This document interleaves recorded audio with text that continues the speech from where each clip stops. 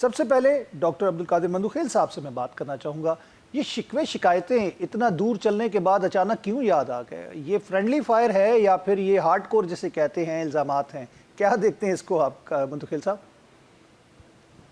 जी आसिम रज़ा साहब, ये अचानक खबर नहीं है। आप अगर तमाम अपने चैनल समेत, नहीं तो मैं आपको व्हाट्सअप कर लेता हूँ कि यही खबर 5 नवंबर को तमाम टीवी चैनल पे चल चुकी है हम्म।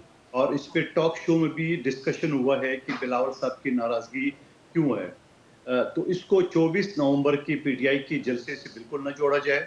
और जब सियासी पार्टी होती है या इत्यादी होती है या सपोर्टर पार्टी होती है, उनके बीच में गिले शिकवे भी होते हैं और यकीनन को हम कोई जमहूरी पार्टी है, हम कोई सर झुका के किसी के इशारे पे तो नहीं बैठने वाला है कि हम खामोश हो जाए और गिला भी ना करें। हम्म। 2-3 पॉइंट आपके सामने रख रहा हूँ मैं। पहले तो जो पंजाब में ट्रांसफर पोस्टिंग के हवाले से थी, तो हमने पहले भी, आज से 6 महीने पहले हमने ये बात की मुख्तलिफ चैनल पे और हमारे पंजाब के रहनुमाओं ने भी ये बात की कि वहाँ पे जहाँ हमारे एमपीए एमएनए है, वहाँ उन डिप्टी कमिश्नर को लगाया गया है जो एंटी पीपल्स पार्टी। हमारा ये कहना था कि हमारी मर्जी का ना लगाया जाए, उन लोगों को लगाया जाए है जो मेरिट पे हो, कम से कम वो तासुब तो ज्यादा तो ना हो। कादिर मंदुखेल साहब की तरफ जाऊँगा। नदीम साहब ने जिस तरह बात की है कि उनकी लेगेसी पे या फिर उनकी कॉम्पिटेंसी पे कोई शक नहीं है और वो अवाम की जो पल्स है उसको देखते हुए फैसले करेंगे, तो आपको क्या लगता है कि अवाम की पल्स इस वक्त क्या कह रही है?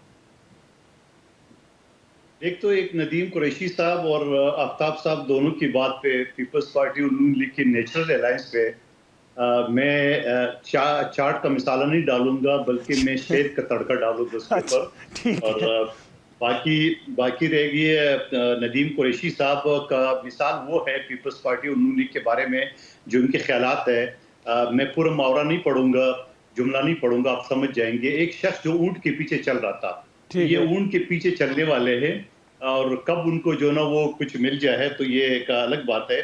पीपल्स पार्टी यकीनन जो उनको ये तकसीम कर रही है कि 2008 से पहले या 2008 के बाद, ये वही पीपल्स पार्टी है जिसको हेड कर रहा है बिलावल भुट्टो साहब और बेनज़ीर भुट्टो का बेटा और आसिफ अली जरदारी साहब का बेटा। और ये चीज़ है, हम जो बात करेंगे, जो हक और सच की बात है, वो अलायंस होते हुए भी हम करेंगे और जो इख्तिलाफ होता है तो फिर यानी इख्तिलाफ होता है तो भी हम्म। करेंगे।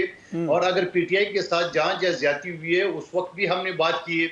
और 26वीं तरमीम के हवाले से जो पीटीआई ने हमें पुकारा कि हमें रिसाई दी जाए खान साहब से पूछने की, वो भी बिलावल भुट्टो साहब ने किरदार अदा किया है।